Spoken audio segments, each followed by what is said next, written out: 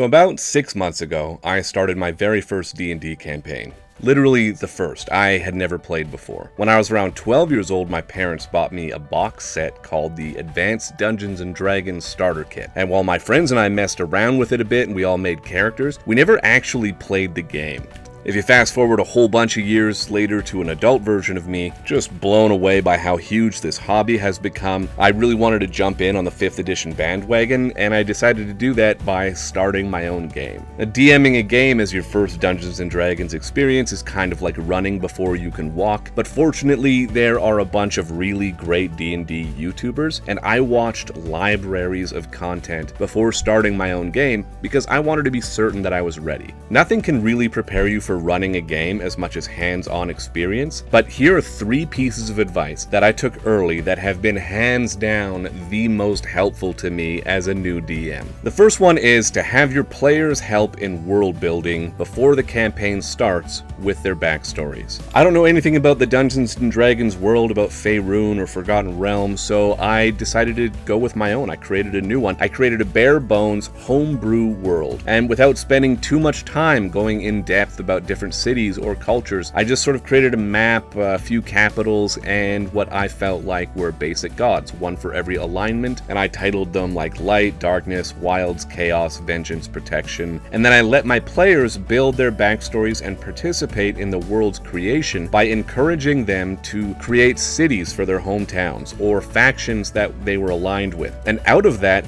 we got an angry dragon living under the mountains and the city outside that it had destroyed, a sect of nature-worshipping shifters in the forest, a faction of allied pirates running a protection scam in the eastern sea, the implied interference of a bunch of new gods that I didn't even think about with different players in their backstories, and we also got the idea for a massive gladiator fighting pit in a jungle-based Las Vegas-like port city. So I had taken advice from various other YouTubers on world building and involving my players. It ended up being really beneficial because not only did it take a lot of the weight for world building off of my shoulders, it also made the world feel a lot more alive and diverse, and my players were a lot more invested in it. You could feel the excitement from each of them when their creations were brought up, whether it was their factions, their hometowns, mentions of gods that they had come up with. Whenever those became involved with the story, they lit up. And them being that much more invested in the game has made it a lot more fun and a lot more interesting for everybody. The second piece of advice is something that I'm really glad that I didn't follow. One of the most common things that I heard both from friends who were veteran D&D players as well as multiple sources online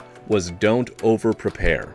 People will say your session can, go off the rails, and if you over-prepare and players skip over stuff, you're just going to waste all that prep work. Now, I'm the type of person that I can't help but to over-prepare, and I'm really glad that I did. Multiple sessions over the last 6 months have gone in completely unpredictable directions, with entire prepared combat encounters being skipped over with a conversation, or entire conversations being skipped over with combat encounters. I had speeches, NPCs, fights, buildings, even treasures and rewards get passed over because of player decisions, and honestly, I wouldn't have it any other way. Over-preparing didn't mean that any of that has ever gone to waste. It just means that I had to move it. An NPC that I planned for my characters to interact with that they ended up skipping over is incredibly easy to just move to another location and then tweak or rebrand a little bit to use as a slightly different NPC later. Nothing that I have ever prepared or gotten ready for a session has ever gone to waste. It just got recycled in a different session, which meant that on weeks that I didn't necessarily have something ready, I had a treasure trove of leftovers that I could stitch together when I needed it.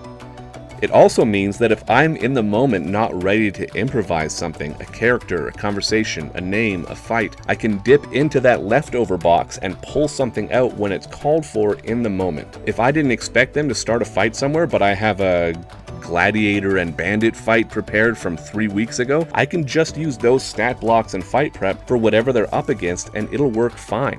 So over prepare, I think it's good.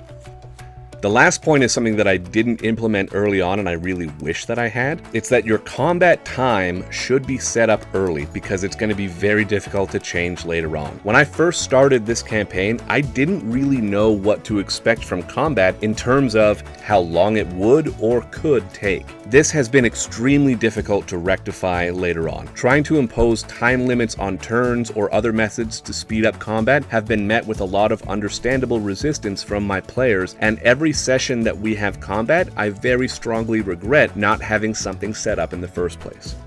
What I have gone with now, later on in the campaign, is something called the 10-to-1 rule. It's fantastic in my opinion. A round of combat is supposed to take 6 seconds in-game. So multiplying that by 10, giving your players 60 seconds for their turn, makes sense to try and simulate quicker decision making. Implementing these restrictions later in the campaign has been frustrating for players who are used to taking a few minutes per turn to decide their course of action, but it's been really beneficial in terms of speeding up combat and getting people more committed. It's been a slow process in speeding up combat in my campaign, but it is working and it's making it a lot more engaging, because when we first started, spending an entire session on a single throwaway combat encounter that wasn't even a boss was agonizing, and the 10-to-1 rule would have helped me immensely if I had had the courage to enforce something like that in the beginning. Alright, so those are the 3 things that I have found most helpful for my game, and if you stumbled on this video, I hope they're really helpful for you planning your first session. If you've been running one for a while, if you've been running a game for a while, I would really like to know what's been helpful for you as a player or as a DM. I started posting these videos to YouTube specifically to try and find tips or advice from you people. My thinking on that is basically that I can watch other people's videos all the time, but the comment section on those videos are always full of stories and ideas that are insightful or helpful, which actually feels like the opposite of the rest of YouTube. So I genuinely want to get your advice. Like, tell me what you're doing. Tell me what works. Anyway, thanks again. We'll see you later.